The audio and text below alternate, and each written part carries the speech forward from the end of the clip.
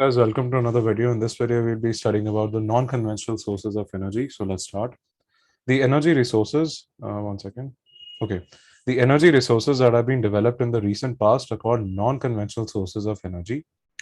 Non-conventional or renewable energy sources are automatically replenished by nature. That is sun's rays, water, tides, wind, air, etc. The abundant supply of renewable energy sources contrasts with limited supply of non-renewable sources of energy. Now, just to provide a context, renewable energy is solar energy, wind energy, tidal energy, nuclear energy, etc. On the other hand, non-renewable sources of energy are coal, petroleum, etc. Okay, so let's start with the solar energy. So let's just erase all of this and scroll down a bit. So solar energy is energy produced through the sunlight is called solar energy. So this is an important definition. The Indian solar grid had a cumulative capacity of 15.60 gigawatt with about 300 clear sunny days in an year. Okay. Let's scroll down and erase this. Okay.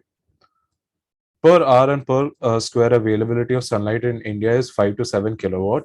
India is located near Tropic of Cancer, therefore it receives ample sunlight. India has developed world's largest solar park, Badla Solar Park in Badla Tehsil of Jodhpur, Rajasthan, with a capacity of 2.245 megawatt. Advantages of solar solar power are solar energy is renewable and inexhaustible source of energy. Solar energy is long time expense sector. Large amount of free energy is produced due to high return on investment. It can be used in heating, drying, cooking, and electricity generation. So we can conclude that it is used in a wide variety of applications. So let's move on to the next non-conventional source of energy, which is the wind energy. Okay. Now, what about wind energy? So wind energy is basically generated by the motion of wind turbines. So it looks basically something like like this. There are usually three turbines, and they keep revolving around and around to generate energy through wind. It involves the use of windmills to produce power for heating and lighting purposes. Wind speed may vary within minutes and affect the power generation. Large wind farm clusters are established in Tamil Nadu from Nagarcoil to Madurai. Andhra Pradesh, Gujarat, Maharashtra, Kerala, and Karnataka also have wind farms. Advantages of wind farms are wind power is cost effective, wind power is clean fuel source, wind is a domestic source of energy, it is abundant and inexhaustible. It is sustained source of energy and it has low operational cost. Only remember 3 points, so that is enough. Okay, let's move on to nuclear power. Okay, so now what about nuclear power? So nuclear power is the fifth largest source of electricity after coal, gas, hydroelectricity, and wind power.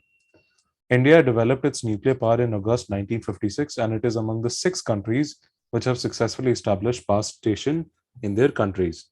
The operational nuclear power plants in India are Kaiga Power Station in Karnataka, Kakrapara Power Station in Gujarat, Kundankulam Power Station in Tamil Nadu, Kalpakkam Power Station in Tamil Nadu, Naroda Power Station in Uttar Pradesh, Tarapur Power Station in Rajasthan, and Rajasthan Power Station. This is no need to remember this.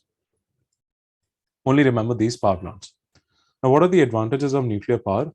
The nuclear power plant is more economic compared to thermal power plant. So this is point number 1. There's no problem of fuel transportation, storage, and handling. Okay, that is point number 2. And let's move on to the point number 3. Manpower required for the operation of nuclear power is less, but on this hand, you need specialization. So to operate nuclear plants, you need specialized people. So say, for example, if you need 100 people to operate in coal mines, so in nuclear power plants, you might only need 5 people to operate in nuclear power plants.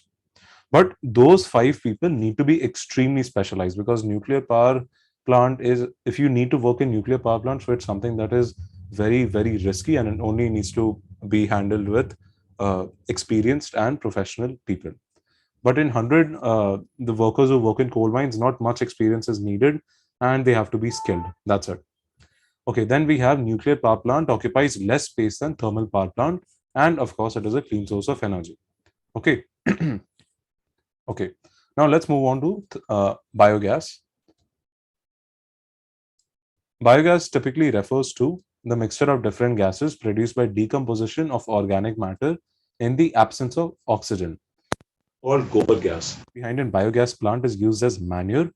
The majority of biogas located in Maharashtra, Kerala. Okay.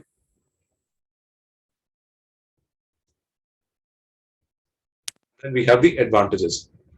Now, advantages are biogas is use of is eco-friendly. It produces organic fertilizer, and it is available and is cost effective. So remember. So that brings us to the end of this video. I hope you learned and enjoyed this video. This video will be uploaded on IsEqualTo Classes Shivang. So be sure to check that channel out. Stay home, stay safe. Take care. I'll see you in the next video. Bye bye.